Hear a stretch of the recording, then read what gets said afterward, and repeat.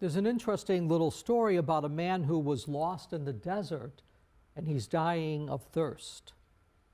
And he stumbles upon a small shack where he found a water pump with a small jar of water that was sitting next to it.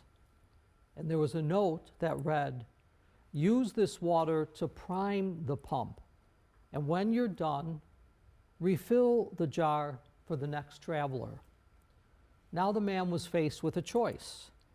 Drink the water now and satisfy his thirst, or take a leap of faith, use it to prime the pump, and potentially get unlimited water. After a moment of hesitation, he poured the water into the pump, started pumping furiously, and soon fresh, cool water gushed out. He drank the water till his heart was content, and then he refilled his canteen, and before leaving, he filled the jar with water for the next traveler. And that's when he saw at the bottom of the note that he first read that someone had written in small print, "Trust me, it works."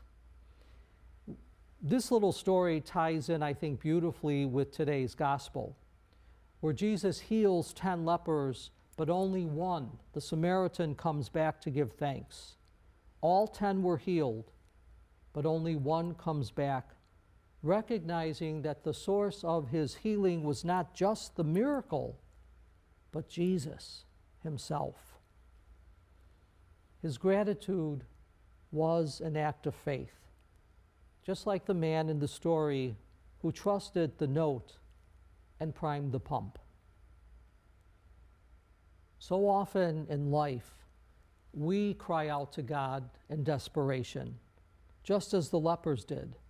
"Jesus, Master, have mercy on us." And God, in God's goodness, in God's own unique ways, blesses us.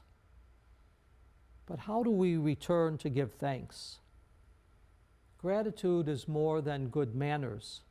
It's a sign of faith, a recognition that everything we have is a gift from God. The other 9 lepers received physical healing, but the one who returned received something greater. He received the gift of salvation.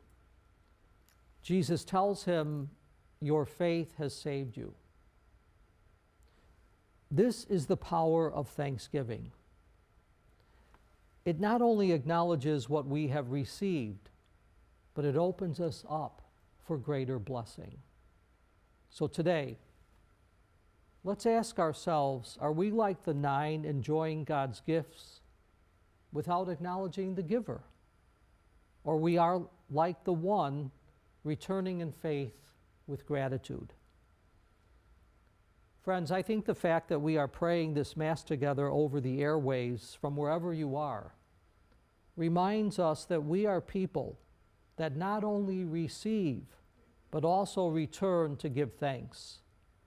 And the good news today reminds us it is in our gratitude that we find true healing. It's in our gratitude that we find true healing.